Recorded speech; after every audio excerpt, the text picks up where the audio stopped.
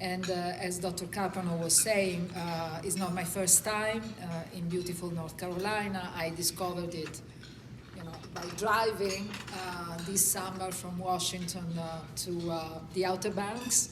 And I already had the feeling of a special place, a place where many things happen, very dynamic and very beautiful at the same time, which reminds me of my own country. So I'm really very honored to be here with you. I wish to thank, of course, Lubomir Stambuk and the old World Affairs Council of Charlotte for giving me this opportunity. I want to thank the Casa Culturale Italiana and our honorary consul, Valentina Cecchi. Very dynamic. It's a great pleasure to have the opportunity that you are giving me to address this audience. I also want to recognize our Consul General she sits in Philadelphia, but she's very fond of North Carolina, and she promised me she will be here more and more. I'm also very thrilled to have in the audience so many young people. I strongly believe in the role that each one of us joining some position have to really share our experience and be ready to dialogue all the time with young people. You are the present and you are the future, and you deserve space. And I'm really very happy that WACC gave this space to young people. Today, with your permission and hoping not to bother you too much, I will focus first on the main pillars and features of our vital alliance and partnership. And of course, I'm talking about the alliance and partnership between Italy and the United States. And I will also elaborate on its significance within the broader transatlantic relation and on the role that we play together on the global multilateral scene. Against this backdrop, I will then highlight the opportunities that lie ahead of us in our business partnership and in our cooperation in science and culture. My first point is that Italy's place has been, is, and will be at the heart of the European Union and anchored in the Atlantic Pact. Anchored to what? To the values of democracy, freedom, respect for human rights. As the first beneficiary,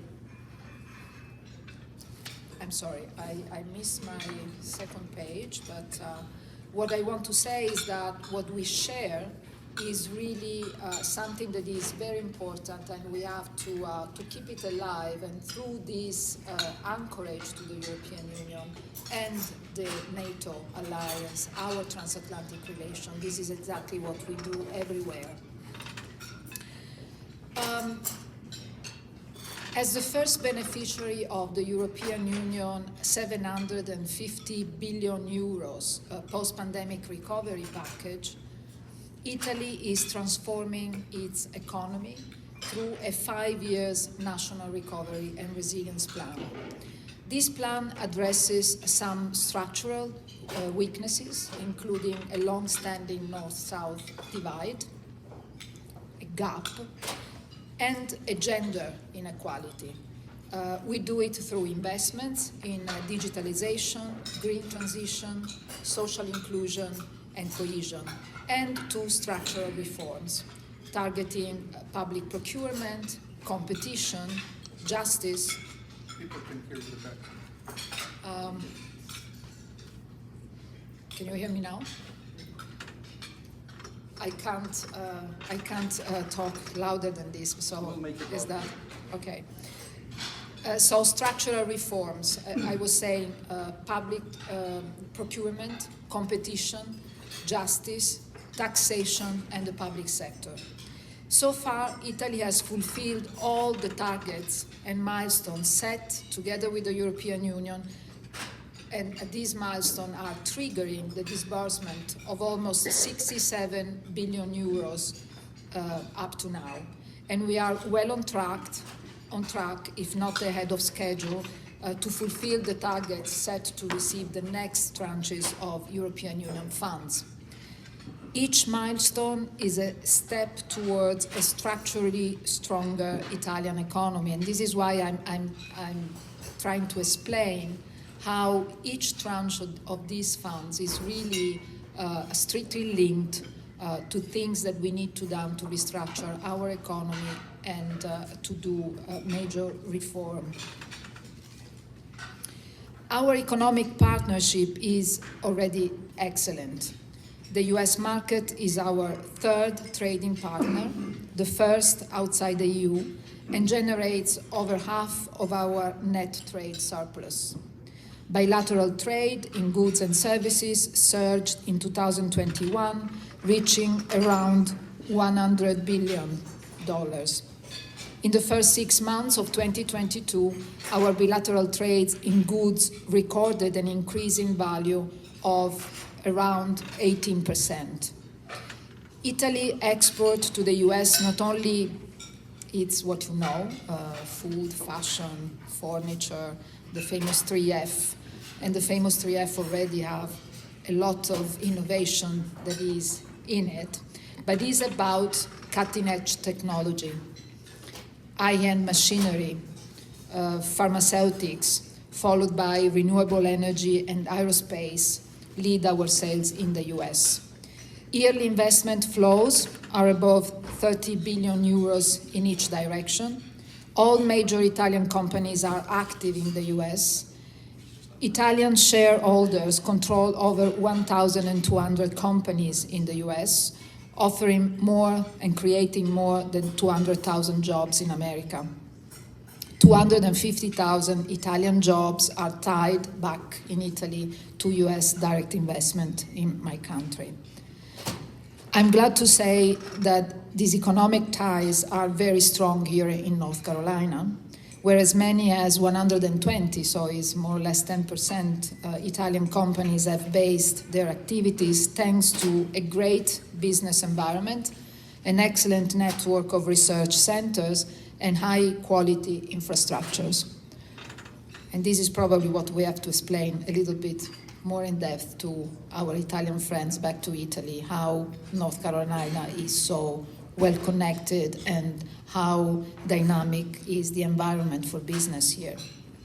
In 2021, the Italian export to North Carolina increased up to 26%, 26.5%. In value is around $2 billion. And last year, North Carolina export to Italy registered a very good performance with an increase of 22.4%, around $600 million. Good results, but we can do much more, as I was saying, despite the worsening of the macroeconomic picture. In fact, this is a challenging time, and we can take maybe some time later to speak about that. But we are learning that in challenging time is really the time also to be more strategic and to be more strategic together with our partners. We have ambition to scale up our economic partnership with the US, focusing on the sectors that will shape the future of the global economy: digitalization and cybersecurity, energy transition, fintech, infrastructure, sustainable infrastructure, transportation, space, health, and defense, of course. We must be ready to pick up the opportunities that this juncture brings along. In this reconfigured globalization, with strained supply chain and a natural push, I would say, towards friendshoring, Italy and the US can and should rely even more on each other as trusted allies. It's not only about identifying suppliers, ensuring manufacturing where skills and cost advantages can be found, although Italy and Europe are, of course, highly competitive. It's also about cross-fertilizing our intangible capital, skills, technology, management, and unleashing the potential of integrating two markets, the US and the European Union market, that are huge, mutually attractive, and like-minded like no others. We are seeing encouraging signs from this administration pointing to this integration, and I'm referring more recently, for example, to the solution of the long-standing dispute on personal data flows between Europe and the US, and to the mutual commitment to ensure a level playing field for EU electric vehicles in the US. More broadly, through the EU-US Trade and Technology Council.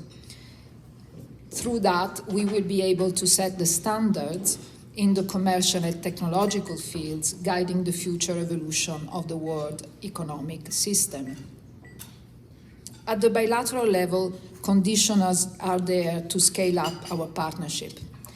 The infrastructure bill and the Inflation Reduction Act, reviving the US commitment to energy transition, create a new range of opportunities for partnerships with Italy and Italian investments, since Italy is a leader in many sectors of the circular economy, including sustainable infrastructure. On the other hand, Italy is increasingly attractive for foreign investments. In the last 10 years, it has continuously improved its score in the Kearney Foreign Direct Investment Confidence Index, ranking 8th in 2021.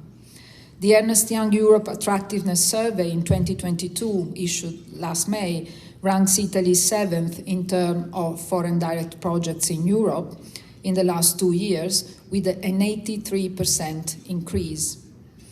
Scientific, cultural, and research cooperation are also essential pillars of our relation, strongly intertwined with our economic partnership. We are partners of excellence in scientific research, from biotech to space. Italian and US universities and research centers work together on health and life science, on quantum materials and additive manufacturing.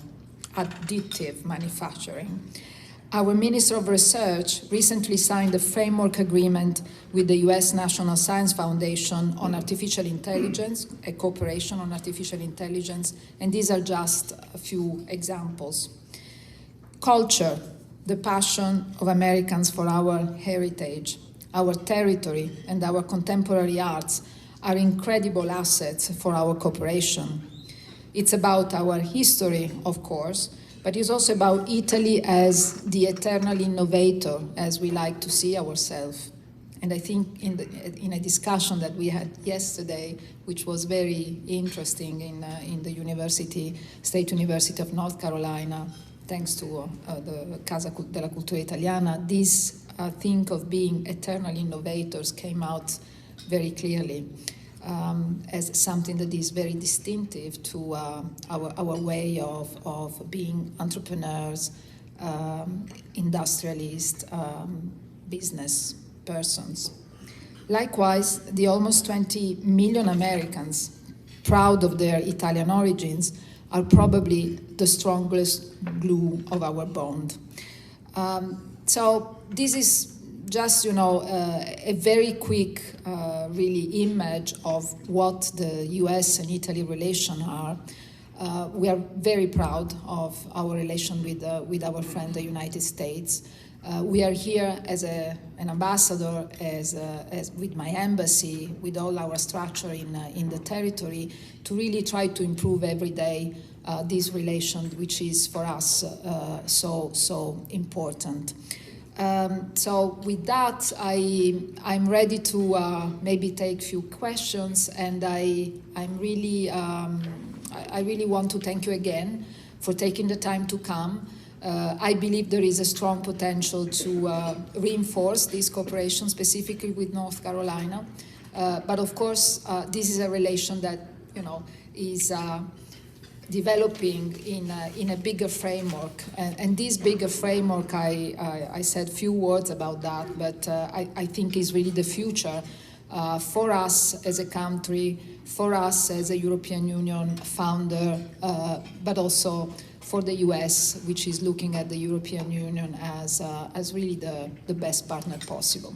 I thank you, and I'm ready to take questions. Thank you, Ambassador Mariangela Zappia. This was fascinating. Now, we're going to ask everyone here who has been to Italy to please stand up. Who has been to Italy, please stand up.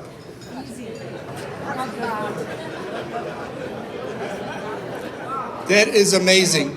Now we're going to ask you to sit down, and we're going to ask the people who work for Italian company or connected business-wise with Italy to please stand up. Please stand up, everyone who works. Amazing, amazing. The impact on Italy, on the US, we all know is just astounding. And again, we're delighted to have Ambassador Mariangela Zappia with us here today. So now it's your time. It's time for questions. Bill Bell raised his hand first. Bill Bell, go ahead. You just said Introduce yourself. Tell us about your president. First female, I think. Prime Minister. I'm Prime Minister. First female, right? Tell us about her, you know. And by the way, I watch Fox, and they're very supportive of her. So you know where I'm coming from. Yeah. So, as you know, we had elections a month ago, a little over a month ago, more or less. Yes, and the party who won the election is a party whose leader is Giorgia Meloni, a woman party leader. I would say she's not yet the prime minister. She will be probably in few days. The process now traced by our constitution is that the head of state will have to give her the mandate to form the government, and then we will see from there. But yeah, most probably in a matter of few days we will have not only a new government, but for the first time in the history of our republic, a government that is headed by a woman. And I consider that really a milestone. Myself, you were nice enough to read some of the things I have done in my professional life. I was the first woman in many different positions.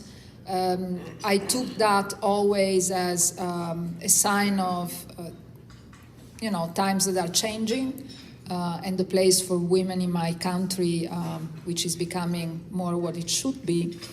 I still believe that there is space for a lot of improvement, and by the way, not only in my country, this is worldwide, and I think also here there's space for improvement. And I believe that to have a prime minister as a woman is something that we have to take with satisfaction. I spoke before about the National Recovery Plan, and I have to tell you that the National Recovery Plan has let's say, three main ideal objective. One is certainly to work for the benefit of the young generation. The second one is to work for gender parity. And the third is to work for social inclusions. Under these three big aspirations of the plan, then come the rest.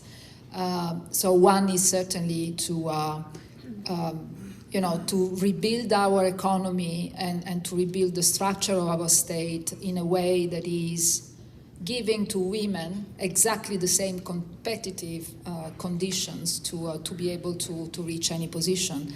It's not about quotas. It's not about wanting at all price to have women in certain positions. It's really to give women in the society exactly the same level playing field, basically. Thank you, Your Excellency. Questions? We look at students, we look at everyone else.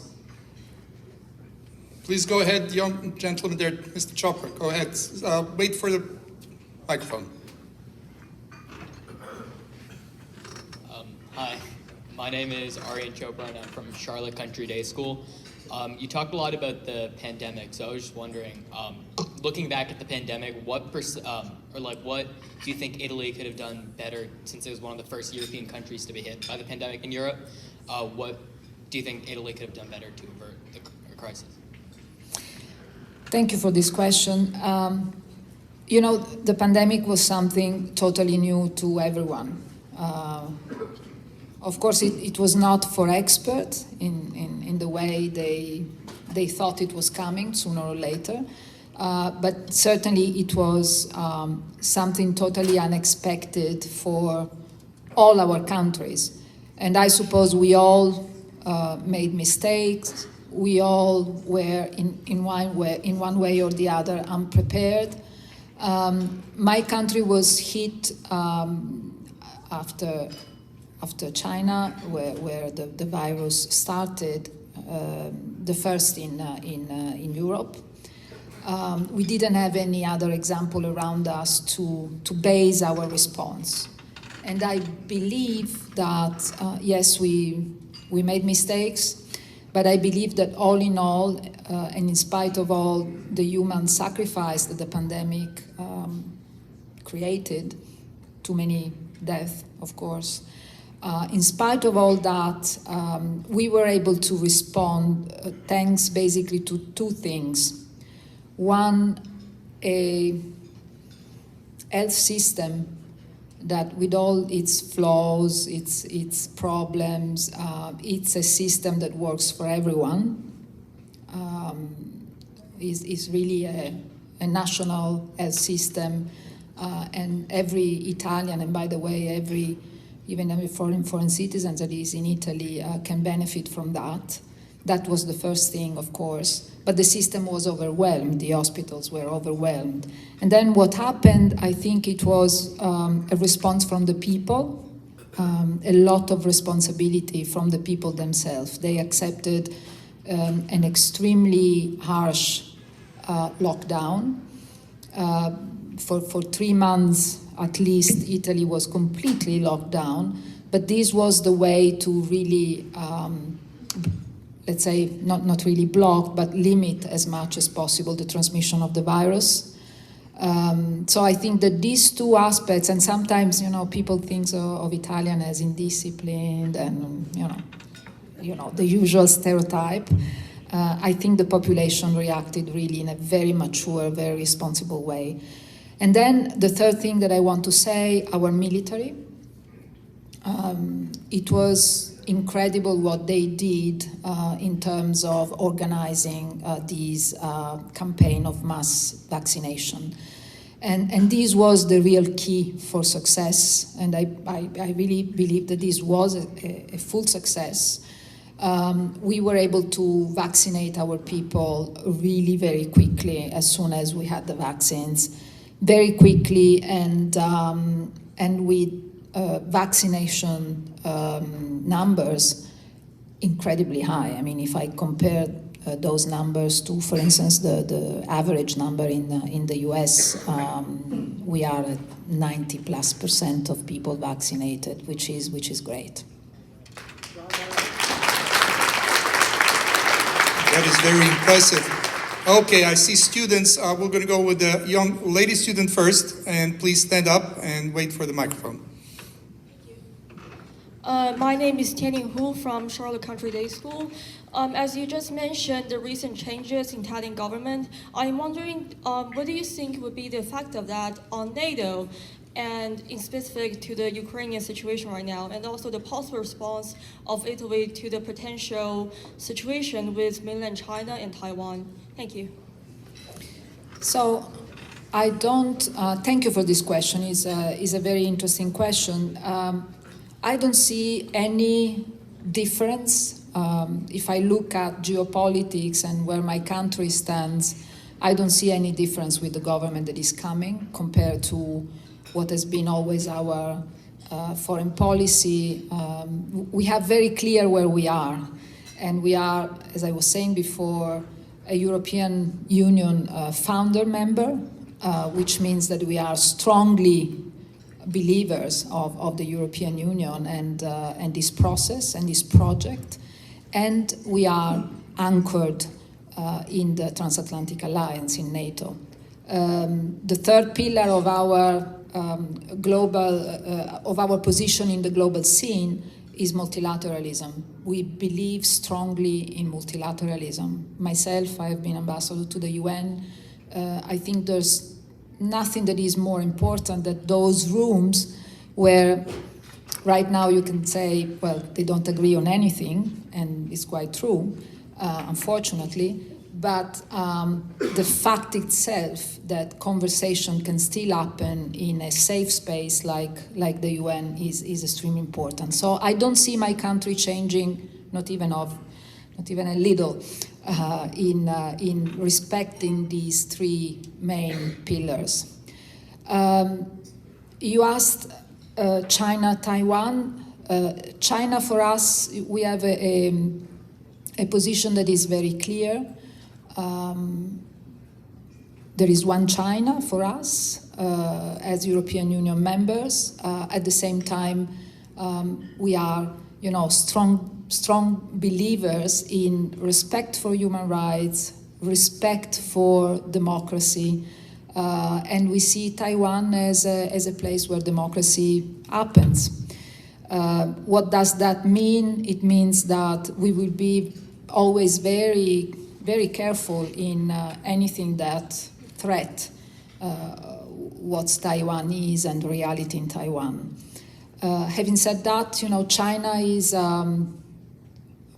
the other big power in the global scene, and we are among those, together with our partners in the European Union, that believes that where we have to compete with China, we will compete, but there are areas where we want to continue talking with China. And this is simply because, not only because as a country we believe in that, but also because the complexity of the challenges that we are faced by is such that you cannot solve some of those issues if you don't have everyone on board. And when I think about the next pandemic or the next emergency on health, when I think about climate change and what we need to do, what we have to do to protect our environment, when I think of just these two big challenges,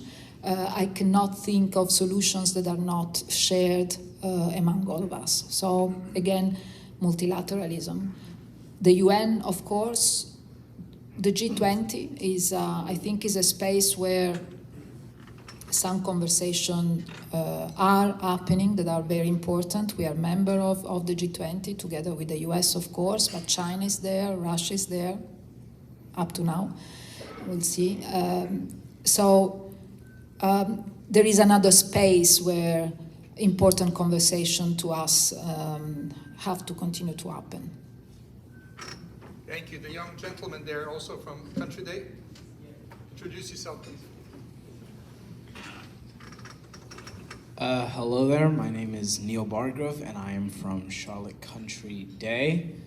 My question is, how do you work with people who may not necessarily agree with you or want to work with you? How will you find a compromise, especially when it comes to things like the climate problem?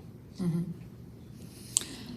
That's an extremely interesting question, and yeah, in a way, one of the most difficult to reply to. Myself, I believe, as I was saying, precisely in the power of dialogue. And how do you deal with someone that thinks differently? I think the first thing you have to do, at least this is what in my small environment I was trying to do when I was sitting in the UN, is really trying to understand the reason of the other. You're not necessarily in agreement, but you are already making a huge step forward if you understand where they come from. And let's take Africa, for instance, and how difficult it is for some African countries to abide to our goals and our targets for climate change. I see where they are is much more difficult. They are developing and developing fast.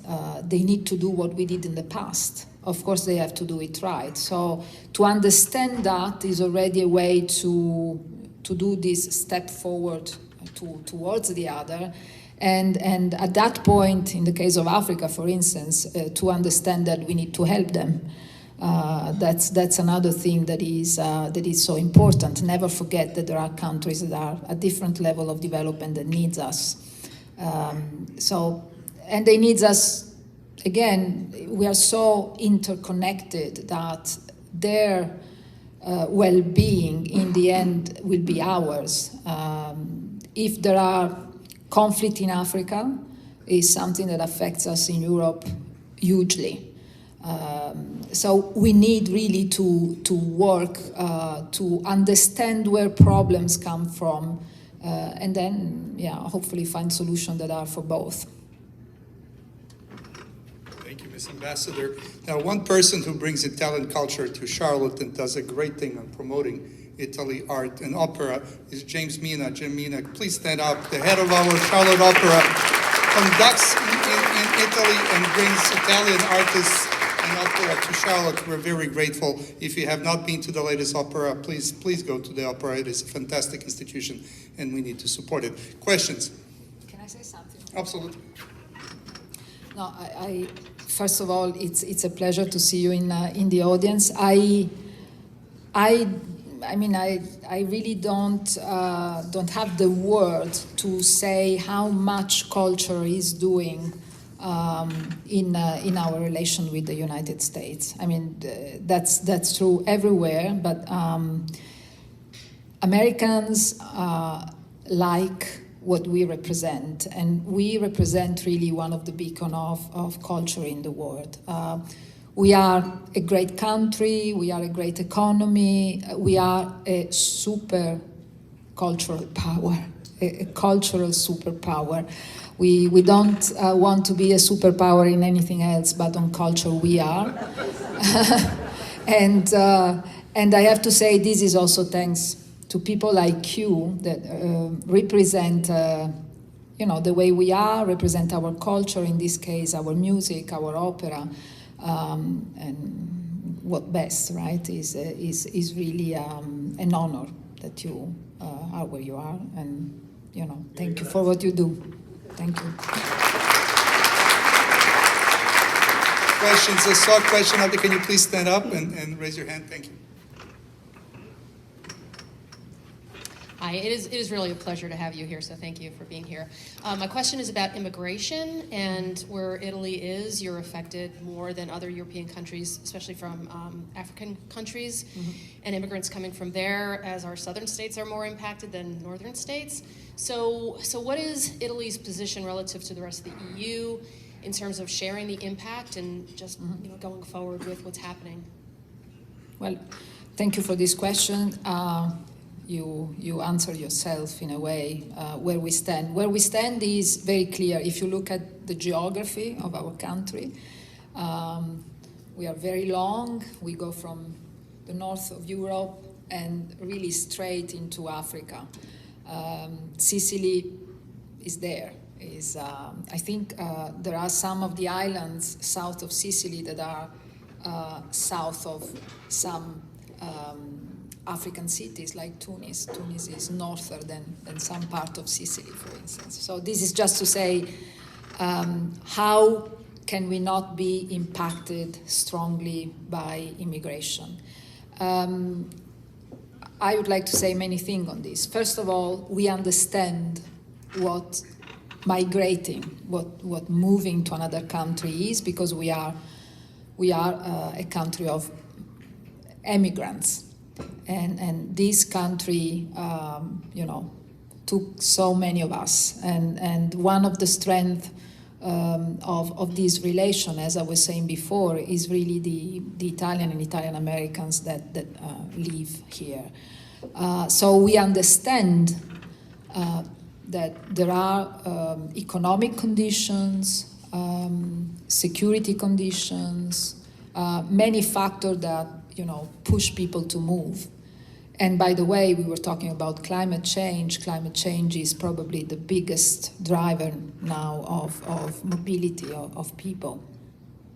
There you can discuss if you call them migrants or refugees, because these are also refugees. They cannot live in some of those countries anymore because of climate change. So it's a very complex, probably to me, if you ask me, is probably the most complex issues that government have to deal with, because at the same time there is a clear security concern. You want to protect your border, you want to protect your citizen, and you have to find that balance.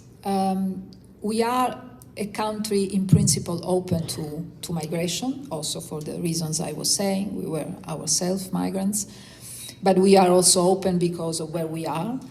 What we try to do is really not being alone.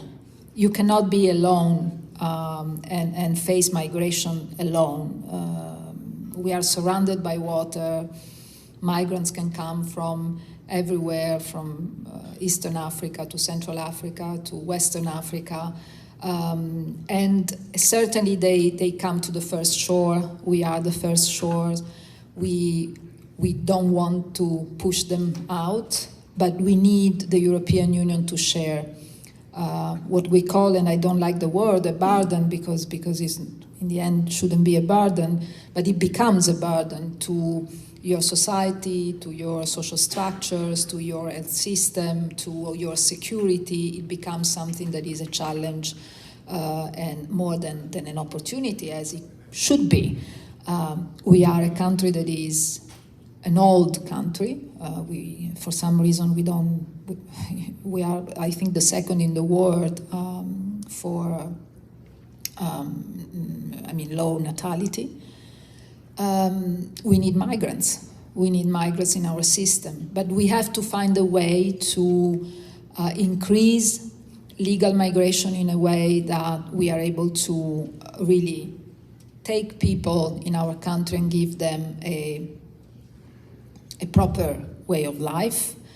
And at the same time, we need to share the responsibility with the other European countries. There isn't really, as yet, a full European Union migration policy. We are working in that direction. I'm hopeful, and Italy has been really instrumental in that, by pushing the concept of sharing the responsibility, which means that there are migrants that come to our shores, but clearly they want to go in other countries, and at that point we have to share. We have to understand how to be all of us open to migrants. Maybe one last thing I was mentioning before, the challenges of Africa. And Africa, I mention Africa because for us it's really very close. It's very close, frankly. Stability in Africa is fundamental, is crucial, also to avoid not only migration, but also all the phenomena that come with migration, which are criminality, terrorism, and not because migrants are terrorists, not at all, but because migrants are exploited by terrorist group, by traffickers. So it's a sort of vicious cycle, and this is because there are two large parts of Africa that are totally unstable, and where, frankly, there is no government control. And in those areas, you have all sorts of criminal activities that is going on, and terrorism. Thank you, Ambassador. We're actually running out of time, but we have a student and Jesse Knight here who want to ask questions. Short questions, short answers. The student, I believe the one student there had a question that was announced.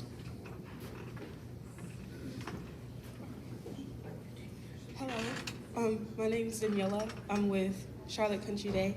And my question was, being from a small town, what motivated you to strive for the career that you have today? And what challenges did you come across? So I have to do some disclosure here. I was born in that small place because my father was working there at the time. My father was a military, he was a general of the Carabinieri, which is one of the armed forces in my country. And I'm telling you this because it's probably one of the reasons why I chose in the end to be a diplomat. So from Viadana, this small little beautiful city, I moved around Italy following my father, and I ended up in Florence, where I went to university, a great university, great city, beautiful. And is the city that now I consider home because my family is there. But so I had already in my DNA, if you want, this thing of moving that then became, moving between countries, in moving abroad, not only in Italy. But the second thing is really that I think I chose this career. I wanted to go out my reality, which was Florence. I felt it a little bit too narrow. I wanted to. I had an interest in international affairs, not necessarily diplomacy. But then, the other strong push was this need to serve. Really, it was for me very important, and I think I took that from my father. So this is the perfect profession for someone who wants to serve the country. At the same time discovering the world, and at the same time, giving its small little contribution to peace, to global relations that are not as difficult as they are now, and of course, we are working also to try to make them better, and I'm very proud of that. That is a wonderful answer, and for you young people here, think about a career in diplomacy, and the State Department is looking for good people once you finish your colleges. Jesse, quick question, you're the last one. Please stand up, we'll get you the microphone.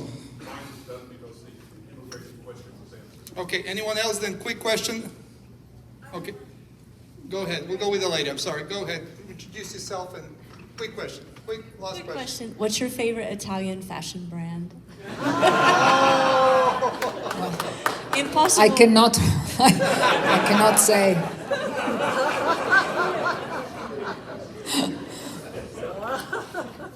All of them. It's a very diplomatic answer. Let me invite Joel Gallegos, our board member from UNC Charlotte, to the stage, please.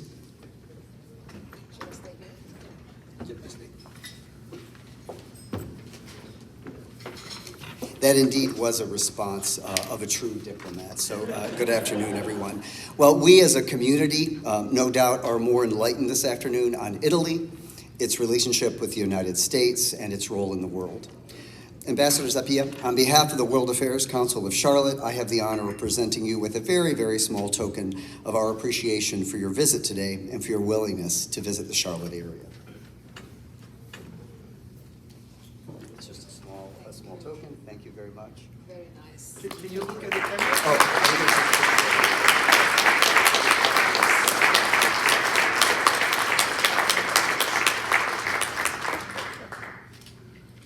Thank you very much.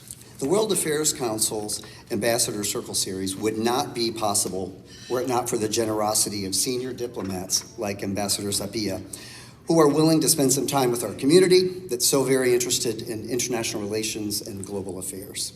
So mille grazie, and many, many happy returns to North Carolina. This concludes our event today. Many thanks for supporting the World Affairs Council of Charlotte, for attending the World Affairs Council Ambassador Circle Series, and for making Charlotte the exceptional international city that it is. Please help us support global understanding by becoming a member, if you're not already, of the World Affairs Council of Charlotte, and supporting international education. If you're interested in learning more about the organization and membership, please be sure to stop by the table right outside, and we look forward to seeing you at another event soon. We would be remiss if we didn't recognize once more our event sponsors this afternoon, our principal sponsors, the Casa della Cultura Italiana, PDM US, and Charlotte Country Day School. And many, many special thanks for the wonderful questions from the students at Charlotte Country Day. Thank you very much, and we look forward to seeing you at the next event.